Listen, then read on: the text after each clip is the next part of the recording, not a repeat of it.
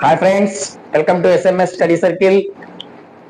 So మనం 9th class బయాలజీలో భాగంగా కణం మౌలిక ప్రమాణం పార్ట్ 4 వీడియో లాస్ట్ క్లాస్ లో చెప్పుకున్నాం ఫ్రెండ్స్. దాని కంటిన్యూటీగా పార్ట్ 5 వీడియో. సో ఈ వీడియోలో కణానికి సంబంధించి కణం లోపల ప్రత్యేకమైన కొన్ని కణాంగాలు ఉంటాయి. ఆ కణాంగాల గురించి ఈ వీడియోలో చూస్తాం ఫ్రెండ్స్. సో కణం లోపల ఉన్నటువంటి కొన్ని ప్రత్యేకమైన కణాంగాలలో మనకు 9th క్లాస్ లో టెక్స్ట్ బుక్ లో ఇచ్చినటువంటి కణాంగాలు, ప్రత్యేకమైన కణాంగాలు దేని గురించి అయ్యా అంటే, 1 అంతర్జీవ ద్రవ్యజాలం, 2 గాల్జీ సంక్లిష్టం, 3 లైసోజోమ్లు, 4 మైటోకాండ్రియా, 5 ప్లాస్టిడ్లు, 6 రిక్తికలు. వీటి గురించి మనకి టెక్స్ట్ బుక్ లో మెన్షన్ చేశాడు ఫ్రెండ్స్. సో కణం లోపల ఉన్నటువంటి కణాంగాల గురించి మనం చదవాలి.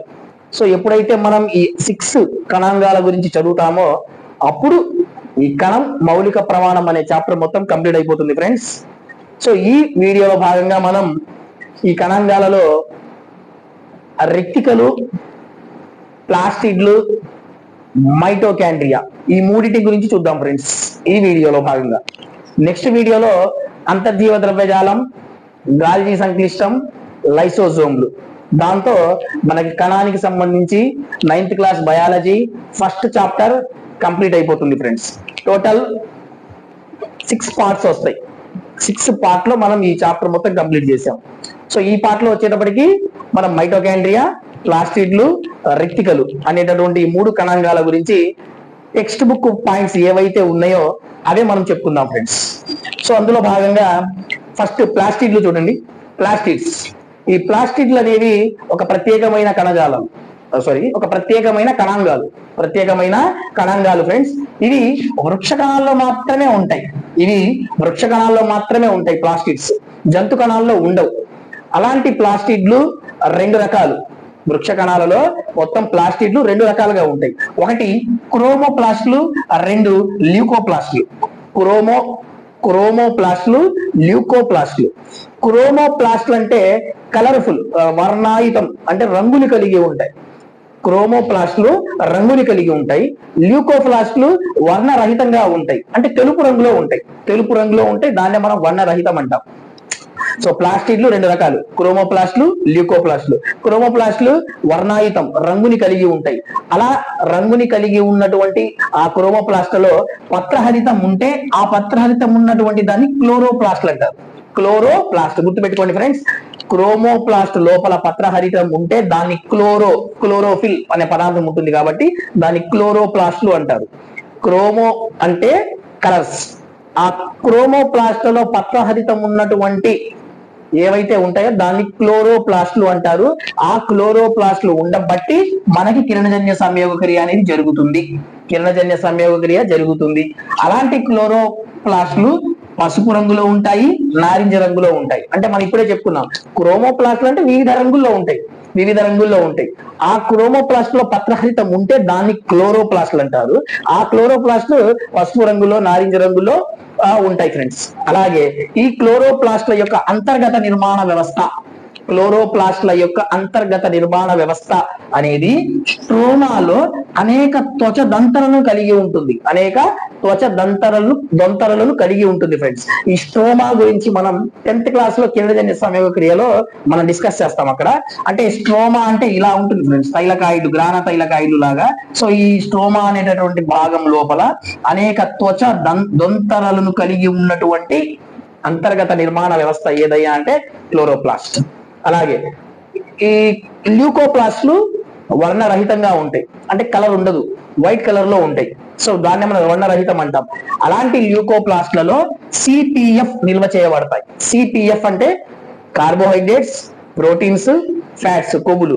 కార్బోహైడ్రేట్లు, ప్రోటీన్లు, కొవ్వులు నిల్వ చేయబడతాయి కణం లోపల. దేంట్లో నిల్వ చేయబడతాయి? ల్యూకోప్లాస్ట్ లో. ఆ ల్యూకోప్లాస్ట్లలో ఏ టైప్ అనమాట? అది ప్లాస్టిడ్ రకం. అంటే ప్లాస్టిడ్ రకానికి సంబంధించిన కణాంగం ఏదైతే ఉందో ఆ కణాంగంలో ల్యూకోప్లాస్ట్లలో సిపిఎఫ్ కార్బోహైడ్రేట్స్, ప్రోటీన్స్, ఫ్యాట్స్, కొవ్వులు నిల్వ చేయబడతాయి. సో ఇది ఫ్రెండ్స్ ప్లాస్టిడ్ల గురించి మనకి ఇచ్చినటువంటి టెక్స్ట్ బుక్ పాయింట్స్ ఇవి. సో అలాగే ఈ ప్లాస్టిడ్లు అనేవి సొంత డిఎన్ఏ రైబోజోమ్లని కలిగి ఉంటాయి. వెరీ వెరీ ఇంపార్టెంట్, ఈ సంవత్సరం ఖచ్చితంగా అడగడానికి ఛాన్స్ ఉన్నటువంటి బిట్. ప్లాస్టిడ్లు సొంత డిఎన్ఏ రైబోజోమ్లు కలిగి ఉంటాయి. ఇంకొక కణాంగం కూడా ఉంది ఫ్రెండ్స్, సొంత డిఎన్ఏ రైబోజోమ్లని కలిగి ఉన్నటువంటి ఇంకొక కణాంగం ఏందయ్యా అంటే మైటోకాండ్రియా. ఆ మైటోకాండ్రియా, ఈ ప్లాస్టిడ్లు రెండు కూడా సొంత డిఎన్ఏ రైబోజోములని కలిగి ఉన్నటువంటి కణాలు. అలాగే ఈ ప్లాస్టిడ్ల యొక్క బాహ్య నిర్మాణం ఎలా ఉంటుంది? ప్లాస్టిడ్ల యొక్క బాహ్య నిర్మాణం మైటోకాండ్రియా లాగా ఉంటుంది చూడడానికి. అంటే దాదాపు మైటోకాండ్రియాకి దగ్గరగా ఉంటుంది, అప్రాక్సిమేట్లీ సేమ్ లాగా ఉంటాయి చూడడానికి ఆకారంలో. సో మైటోకాండ్రియాని బాహ్య నిర్మాణం మైటోకాండ్రియాని పోలి ఉన్న కణాంగం ఏదయ్యా అంటే ప్లాస్టిడ్లు. ప్లాస్టిడ్లు వాటి యొక్క బాహ్య నిర్మాణాన్ని అబ్జర్వ్ చేస్తే మైటోకాండ్రియాని పోలి ఉంటాయి. అలాంటి ప్లాస్టిడ్లు సొంత డిఎన్ఏ రైబోజోమ్లను కలిగి ఉంటాయి. అంటే సొంత డిఎన్ఏ రైబోజోమ్లను కలిగి ఉన్న ఇంకొక కణాంగం ఏదయ్యా అంటే మైటోకాండ్రియా. సో ఇది ఫ్రెండ్స్ ప్లాస్టిడ్ల గురించి మనకిచ్చింది. నెక్స్ట్ రిక్తిక. రిక్తిక చూడండి ఫ్రెండ్స్, రిక్తిక అనేది ఒక ప్రత్యేకమైన కణాంగం. ఈ రిక్తిక అనేది జంతు కణాల్లో ఎలా ఉంటుంది? చిన్నదిగా ఉంటుంది. జంతు కణాల్లో చాలా చిన్నవిగా ఉంటాయి, వృక్ష కణాల్లో చాలా పెద్దవిగా ఉంటాయి. వృక్ష కణాల్లో చాలా పెద్దవిగా ఉంటాయి. అంటే వృక్ష కణానికి సంబంధించి అన్ని కణాంగాలలో ఎక్కువ స్థలాన్ని ఆక్రమించేది ఏదయ్యా అంటే రిక్తిక. ఆ రిక్తిక దాదాపు ఎంత పర్సెంటేజ్ ఆక్యుపై చేస్తుంది అంటే 50 నుంచి 90% కణంలో అంత స్పేస్ ని ఆ రిక్తిక ఆక్యుపై చేస్తుంది. దేనికి సంబంధించి? వృక్ష కణంలో సంబంధించి. అదే జంతు కణంలో ఎలా ఉంటాయి? చాలా చిన్నవిగా ఉంటాయి రిక్తిక. అలాంటి రిక్తిక రసకణంతో నిండి ఉంటుంది. అలాంటి రిక్తిక రసకణంతో నిండి ఉంటుంది. అలాంటి రిక్తిక రసకణంతో నిండి ఉంటుంది.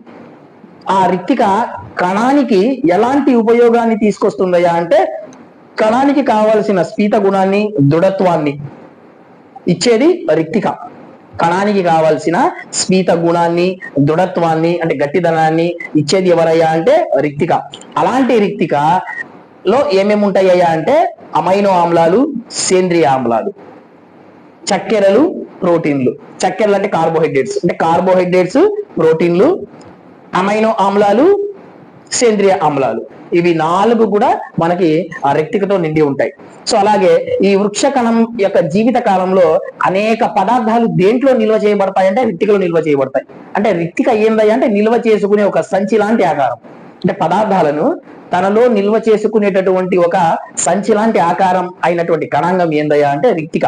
అది వృక్ష కణం తన జీవిత కాలంలో అనేక పదార్థాలను నిల్వ చేసుకుంటాయి దేంట్లో రిక్తికలో. అలాంటి రిక్తిక ఘన ద్రవ పదార్థాల నిల్వ సంచులను కలిగి ఉంటాయి. నిల్వ అనే పదం చాలా ఇంపార్టెంట్. నిల్వ కణానికి సంబంధించిన కణాంగాలలో నిల్వ అని వచ్చిందంటే మనం 99% దేనికి ఇవ్వాలి అంటే రిక్తికకి ఇవ్వాలి. ఇది ఘన పదార్థాలు, ద్రవ పదార్థాలు ఏవైనా సరే ఆ పదార్థాలను నిల్వ చేసే సంచులు రిక్తికలు. ఏకకణ జీవుల్లో కణం నుండి అదనపు నీటిని బయటకు పంపించాలన్నా, వ్యర్థాలను విసర్జించాలన్నా ప్రముఖ పాత్రను పోషించేది ఏదయ్యా అంటే రిక్తిక. చాలా ఇంపార్టెంట్. ఆ రిక్తికలో ఇంకొక ఉపయోగం ఏందయ్యా అంటే రిక్తిక వల్ల యూజ్ ఏకకణ జీవులు అంటే ఏంటి? అమీబా. ఏకకణ జీవులు ఏంటి? అమీబా లాంటి జీవులలో కణం నుండి అదనపు అంటే వేస్ట్ వాటర్, ఎక్స్ట్రా నీటిని బయటకు పంపించాలన్నా, వ్యర్థాలను విసర్జించాలన్నా ఖచ్చితమైన పాత్ర పోషించేది ఏదయ్యా అంటే రిక్తిక. సో ఎగ్జాంపుల్ ఏం చెప్పుకోవచ్చు? అమీబా ఆహార రిక్తికలో ఆహార పదార్థాన్ని నిల్వ చేసుకుంటుంది. ఇప్పుడే చెప్పాం మనం, రిక్తిక ఏం చేస్తుంది? మెయిన్ గా నిల్వ చేసుకుంటుంది. ఏం నిల్వ చేసుకుంటుంది? ఆహార పదార్థాన్ని నిల్వ చేసుకుంటుంది. దేంట్లో? అమీబాకు సంబంధించి. అమీబా ఏదైనా ఆహారాన్ని బయట నుంచి తీసుకుంటుంది. దాన్నే మనం ఏమన్నాం లాస్ట్ వీడియోలో? ఎండోసైటిస్ అన్నాం. అమీబా తన ఆహారాన్ని తన మిథ్యాపాదాలతో ఇలా తీసుకుని మనం లోపలికి తీసుకుంటుంది. ఆ ప్రాసెస్ ని ఎండోసైటిస్ అన్నాం. అలా తీసుకున్న ఆహార పదార్థాలు దేంట్లో నిల్వ చేయబడతాయి? ఆ రిక్తికలో. ఆ రిక్తికనే అమీబాకి సంబంధించి ఏమన్నాం? ఆహార రిక్తిక అన్నాం. ఆహార రిక్తిక. ఇంకొకసారి ఫ్రెండ్స్, రిక్తికకి సంబంధించి రిక్తిక అనేది జంతు కణంలో చాలా చిన్నవిగా ఉంటాయి, వృక్ష కణాల్లో చాలా పెద్దవిగా ఉంటాయి. ఎంత స్పేస్ ని ఆక్యుపై చేస్తాయ్యా అంటే 50 to 90% స్పేస్ ని ఆక్యుపై చేస్తాయి. అలాగే రస కణంతో నిండి ఉంటాయి. కణానికి కావాల్సినటువంటి స్ఫీత గుణాన్ని ఇస్తాయి, దృఢత్వాన్ని ఇస్తాయి. అలాంటి రిక్తిక అమైనో ఆమ్లాలు, సేంద్రియ ఆమ్లాలు, చక్కెరలు, ప్రోటీన్లతో నిర్మితమై ఉంటాయి. వృక్ష కణం తన జీవిత కాలంలో అనేక పదార్థాలను నిల్వ దేంట్లో చేసుకుంటుంది అంటే రిక్తికలో చేసుకుంటుంది. అలాంటి రిక్తిక ఘన ద్రవ పదార్థాల నిల్వ చేసుకునే సంచుల నిర్మాణాలను కలిగి ఉంటాయి. ఇవి ఏకకణ జీవులైనటువంటి అమీబాలో కణం నుండి ఆహార పదార్థాన్ని లేదా వ్యర్థాలను విసర్జించాలన్నా, ఎక్స్ట్రా వేస్ట్ వాటర్ ని బయటకు పంపించాలన్నా ఆ రిక్టిక అనేది మెయిన్ పాత్ర పోషిస్తుంది. Next mitochondria friends. Next mitochondria. ఈ మైటోకాండ్రియాని ఏమంటామంటే కణశక్తి గ్యారాలు అంటాం. కణశక్తి గ్యారాలు అంటాం అంటే కణానికి కావాల్సినటువంటి ఎనర్జీని ఇస్తాయి, అంటే కణశక్తి గ్యారాలు అంటాం. అలాంటి మైటోకాండ్రియా 2 త్వచాలను కలిగి ఉంటుంది. మైటోకాండ్రియా 2 త్వచాలను కలిగి ఉంటుంది. ఒకటి బాహ్య త్వచం, 2 లోపలి త్వచం. బయటి త్వచం ఎలా ఉంటుంది? రంధ్రయుతంగా ఉంటుంది. బయటి త్వచం రంధ్రయుతంగా ఉంటుంది. లోపలి త్వచం ఎలా ఉంటుందయ్యా అంటే లోతుగా ఉండి ముడతలను కలిగి ఉంటుంది. లోపలి త్వచం ఎలా ఉంటుంది? లోతుగా ముడతల్ని కలిగి ఉంటుంది. ఈ ముడతలు ఏవైతే లోపలి త్వచంలో ఉన్న ముడతలు ఏటీపీ చర్య కోసం వాటి యొక్క ఉపరితల వైశాల్యాన్ని పెంచుతాయి. ఉపరితల వైశాల్యాన్ని పెంచుతాయి. ఏది? ముడతలు. దేనిలో ఉంటాయి? లోపలి త్వచంలో ఉంటాయి. సో లోపలి త్వచం లోతుగా ఉండి ముడతలను కలిగి ఉంటుంది. ఇలాంటి ముడతలు మనకి ఎందుకు ఉపయోగపడతాయి అంటే ఆ కణ ఉపరితల వైశాల్యాన్ని పెంచడం కోసం. దేనికి? ఏటీపీ శక్తి కోసం, ఏటీపీ చర్యల కోసం ఉపరితల వైశాల్యాన్ని పెంచడంలో భాగంగా ముడతలు మనకి ఉపయోగపడతాయి. అలాగే ఈ మైటోకాండ్రియా జీవికి కావలసిన శక్తిని ఏటీపీ రూపంలో నిల్వ చేస్తుంది. మైటోకాండ్రియా ఒక జీవికి కావాల్సినటువంటి శక్తి ఏదైతే ఉంటుందో, అంటే కణం లోపల కావాల్సినటువంటి శక్తి కోసం యూజ్ చేసే కణాంగం ఏందయ్యా అంటే మైటోకాండ్రియా. కణం లోపల శక్తి కావాలి, అలాంటి శక్తి కోసం మనం యూజ్ చేసేటటువంటి స్పెషల్ కణాంగం ఏదంటే మైటోకాండ్రియా. అది ఏ రూపంలో శక్తిని నిల్వ చేస్తుంది? ATP, adenosine triphosphate. ఏటీపీ అంటే ఎడినోసిన్ ట్రైఫాస్ఫేట్ రూపంలో శక్తిని విడుదల చేస్తుంది. సో ఈ ఏటీపీనే ఏమంటాం మనం? శక్తి నగదు అంటాం, ఎనర్జీ కరెన్సీ అంటాం ఇంగ్లీష్ లో. ఎనర్జీ కరెన్సీ అని ఇంగ్లీష్ లో అంటారు. సో శక్తి నగదని తెలుగులో అంటారు ఫ్రెండ్స్. సో ఏటీపీని శక్తి నగదు లేదా ఎనర్జీ కరెన్సీ అంటాం. దేని యొక్క? కణం యొక్క శక్తి నగదు ఏందయ్యా అంటే ఏటీపీ. అది దేనికి సంబంధించింది అంటే మైటోకాండ్రియా అనే కణాంగానికి సంబంధించింది. సో అలాంటి ఏటీపీ, అలాంటి శక్తి మనం దేనికి ఉపయోగించుకుంటామయ్యా అంటే కొత్త రసాయన సమ్మేళనాలు తయారు చేసుకోవడానికి, అలాగే యాంత్రిక పని కోసం కావాల్సిన శక్తి. ఈ 2 చాలా ఇంపార్టెంట్. కణానికి సంబంధించి మనం యాంత్రికంగా పని కోసం కావాల్సిన శక్తి, అలాగే కొత్త రసాయనాల సమ్మేళనాల తయారీ, అంటే కొత్త రసాయన సమ్మేళనాల తయారీ కోసం మనం ఏటీపీ శక్తిని వాడుకుంటాము. యాంత్రిక పని కోసం కూడా ఏటీపీ శక్తిని వాడుకుంటాము. అలాంటి ఏటీపీ శక్తి అనేది మనకి మైటోకాండ్రియా నుంచి వస్తుంది. ఆ మైటోకాండ్రియాని ఏమంటాం? కణశక్తి గారాలు అంటాం. ఆ మైటోకాండ్రియా 2 త్వచాలను కలిగి ఉంటుంది. బయటి త్వచమేమో రంధ్రయుతంగా ఉంటుంది, లోపలి త్వచమేమో లోతుగా ముడతల్ని కలిగి ఉంటుంది. ఆ ముడతలు ఎందుకు ఉపయోగపడతాయి అంటే ఏటీపీ చర్యల కోసం ఉపరితల వైశాల్యాన్ని పెంచాల్సినటువంటి కారణంగా మనకు ఆ ముడతలు ఉపయోగపడతాయి. ఇప్పుడే చెప్పాను ఇందాక మనం, ఆ మైటోకాండ్రియా కూడా సొంత డిఎన్ఏ రైబోజోమ్ లని కలిగి ఉంటుంది ఫ్రెండ్స్. మైటోకాండ్రియా కూడా సొంత డిఎన్ఏ రైబోజోమ్లను కలిగి ఉంటుంది. ఆ సొంత డిఎన్ఏ రైబోజోమ్లు కలిగి ఉంది కాబట్టే సొంత ప్రోటీన్లను తయారు చేసుకుంటుంది మన మైటోకాండ్రియా. సొంత ప్రోటీన్లను తయారు చేసుకునేది కణాంగం ఏదయ్యా అంటే మైటోకాండ్రియా. ఇక్కడ అంటే ప్లాస్టిడ్లను మైటోకాండ్రియాలను అబ్జర్వ్ చేస్తే చాలా ఇంపార్టెంట్. సొంత డిఎన్ఏ రైబోజోమ్లను తయారు చేసుకునేటటువంటి కణాంగం ఏదయ్యా అంటే ప్లాస్టిడ్లు రాయాలి, మైటోకాండ్రియా రాయాలి, 2 కూడా. ఇలాంటి వీటిలో ఫ్రెండ్స్ డిఎస్సిని అడిగేది ఖచ్చితంగా. లాస్ట్ పార్ట్ లో నేను చెప్పాను మీకు, కేంద్రక పూర్వ జీవులకు ఉదాహరణగా బ్యాక్టీరియా కణము, నీలి ఆకుపచ్చ శైవలాలు. సో మన 10th క్లాస్ లో ఉంటుంది. అలాగే ఇక్కడ కూడా సొంత డిఎన్ఏ రైబోజోములని కలిగి ఉండేటటువంటి కణాంగాలు ఏదయ్యా అంటే మైటోకాండ్రియా రాయాలి, ప్లాస్టిడ్లు కూడా. 2 ఆప్షన్లు పెట్టాలి ఫ్రెండ్స్. సో సొంత ప్రోటీన్లను తయారు చేసుకునేది ఏదయ్యా అంటే మైటోకాండ్రియా. సో ఇది ఫ్రెండ్స్ మనకి సంబంధించినటువంటి ఉన్న కణాంగాలలో ప్లాస్టిడ్ల గురించి, మైటోకాండ్రియా గురించి, రిక్టిక గురించి. నెక్స్ట్ వీడియోలో, so that is the last video, ఆ లాస్ట్ వీడియోలో మనం అంతర్జీవ ద్రవ్యజాలం, గాల్జీ సంక్లిష్టం, లైజోజోమ్ల గురించి చెప్పుకుంటే ఈ యూనిట్ మొత్తం కంప్లీట్ అయిపోతుంది ఫ్రెండ్స్. ఓకేనా? నెక్స్ట్ క్లాస్ లో మనం ఆ వీడియో చూద్దాం ఫ్రెండ్స్. Thank you.